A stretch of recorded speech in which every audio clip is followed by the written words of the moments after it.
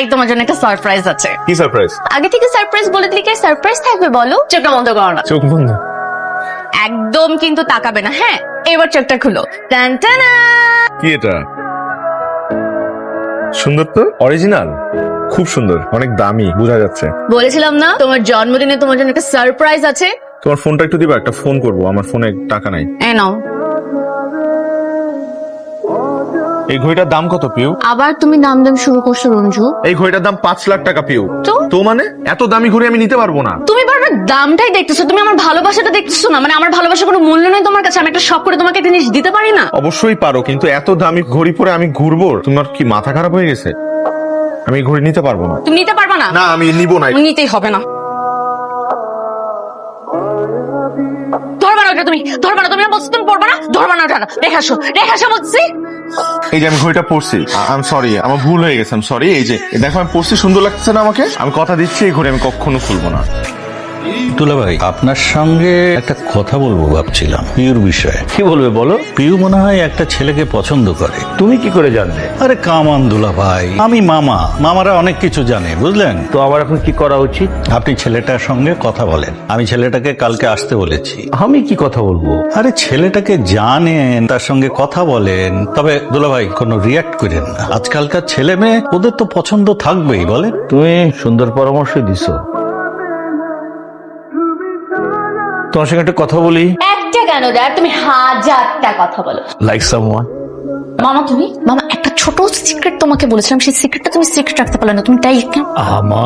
আমি তো তোমাকে বকা দিচ্ছি না, আমাকে শুধু বলো ছেলেটা কি করে, কোথায় থাকে। খুব ভালো একটা ছেলে ড্যাড, মানে খুবই সাধারণ। আমার ইউনিভার্সিটিতে পড়তো, এখন পাস করে বের হয়ে গেছে। He is looking for a job. আর বাবা মা আসলে নেই। ও, আমার একটা ফোন আসছে, আমি একটা কথা বলিনি। হ্যালো। কি মনে হয় তোমার ড্যাড রাজি হবে? তুই কোনো চিন্তা করবি না, আমি তোর মামা, আমি আছি। কিন্তু একটা বিষয় হচ্ছে, ছেলেটা তো কিছু করে না রে। হ্যাঁ, একটা চাকরি তো করতে হবে, ওর পেতে হবে সবার আগে। চাকরি পাওয়া কি এত সোজা?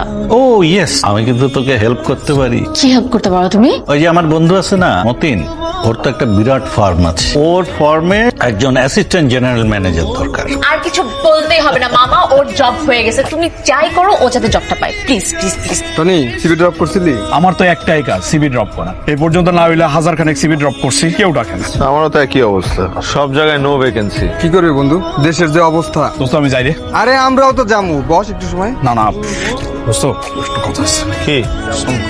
দোস্ত তুই তো জানোস আব্বা অসুস্থ, ওষুধ নিয়ে বাড়িতে যাইতি, পকেটে একটাও টাকা নাই।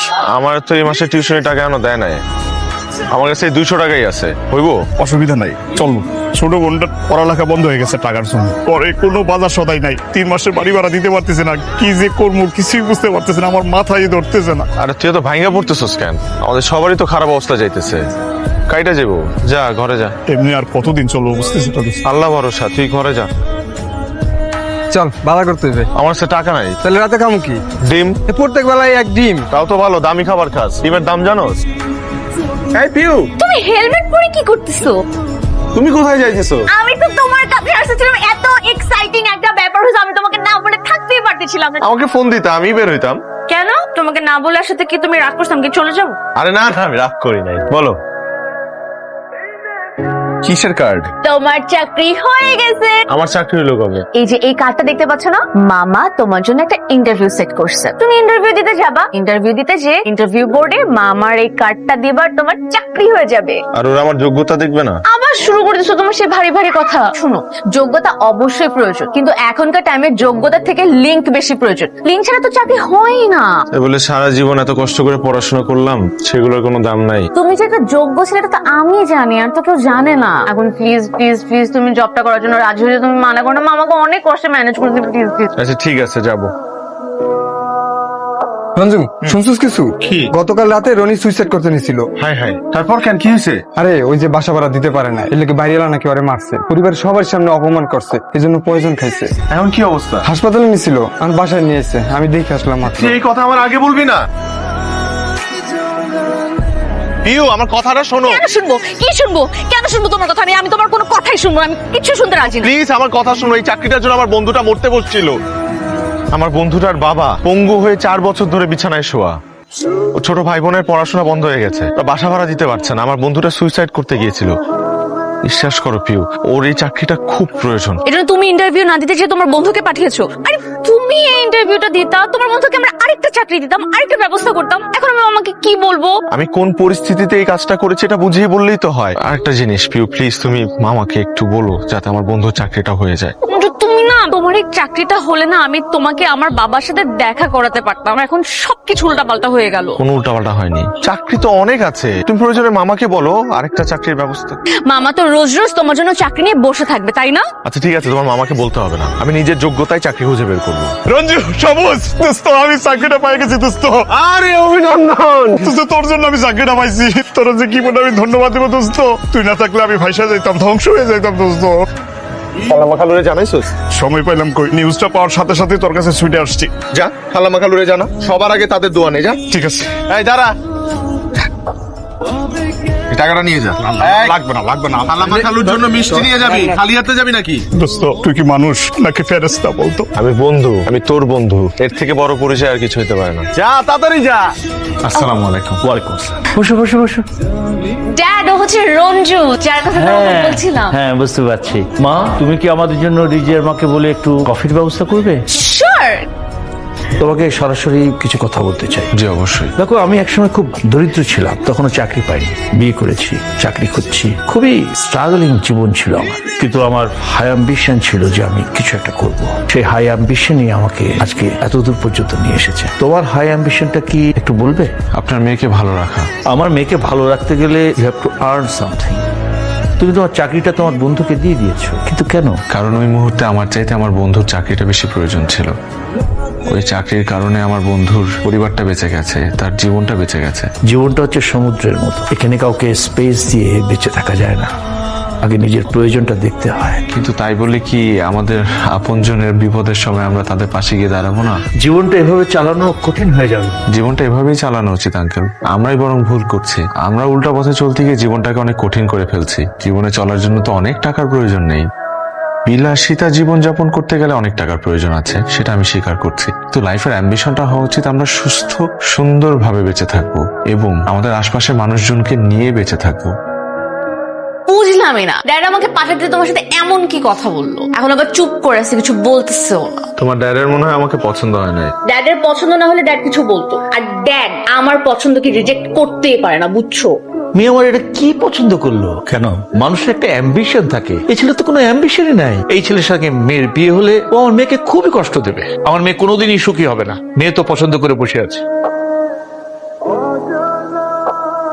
এইভাবে পালায় চলে আসছো, খালাম্মা খালুরে তো জানানো দরকার। তার উপর আবার পালায় বিয়ে করতে চাইতেছিস। ভাইয়া, তুমি ছাড়া এই ঢাকা শহরে আমার আর কেউ নাই। বিয়ের আগে দিয়ে দাও, তারপর আব্বা আম্মা যারে খুশি তুমি জানাই দাও। ও তো ঠিকই কইছে, আগে বিয়েটা হোক তারপরে জানা। কিরে মন খারাপ করে বসে আছিস কেন? আরে বিয়ে তো হয়েই গেল। বিয়ে তো হয়েছে, কিন্তু সংসার করব কি করে? আমার হাতে একটা টাকাও নেই। এই ঘড়িটা রাখ, এই ঘড়িটার দাম প্রায় 5 লাখ টাকার মতো। এইটা বিক্রি করে তোরা সংসারটা সাজায় নিস নে। আমি নিতে পারুম না ভাইয়া। আর এটা রাখ, এটা তোদের বিয়ের গিফট হিসেবে দিলাম। আমি তো ভাই হিসাবে তোদের বিয়েতে কিছু দিলাম না, এটা রাখ। আমি তোরে বলছি এটা ধরতে, তুই ধর। ভাইয়া, তুমি আমার অনেক বড় উপকার করছো ভাইয়া। তোমার এই উপকার আমি কোনোদিনও শোধ করতে পারুম না ভাইয়া।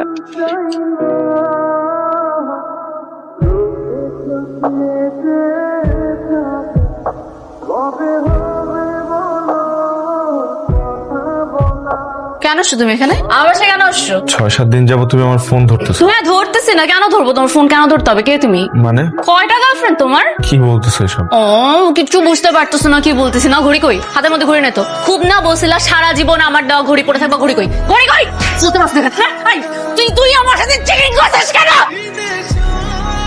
তোর সাথে আমার একটু কথা আছে। কি কথা বলো? আচ্ছা, তোরে যে আমি একটা ঘড়ি দিছিলাম, ওই ঘড়িটা কই? আরে ওই ঘড়িটা তো বিক্রি করছি, বিক্রি করে আমরা 3 লাখ টাকা পাইছি, এই বাসা নিছি আর নতুন একটা দোকান দিছি। কার কাছে বিক্রি করছিস? ওইটা তো আমি কইতে পারবো না, ওটা রতন কইতে পারবো। রতন কই? রতন তো দোকানে। তুই আমার রতনের কাছে এখন নিয়ে যা, রতনের সাথে আমার কথা আছে।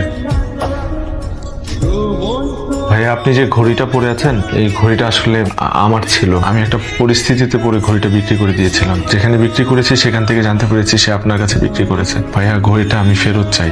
ঘড়িটা ফেরত চান? জি।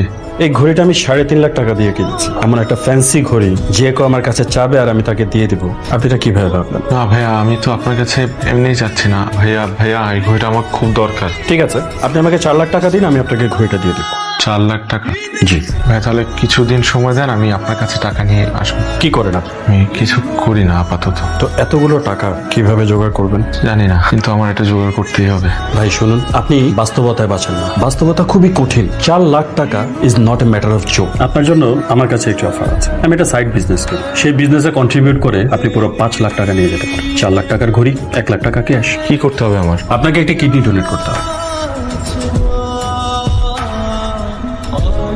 তুই জানতেছিস কেন? তুই নিজের অপরাধী ভাবতেছিস কেন? এখানে তো তোর কোনো দোষ নাই, সবই নিয়তির খেলা। এখন শুধু এই ঘড়িটা ফেরত দিয়ে আমার নিজের দায় মুক্ত করতে হবে।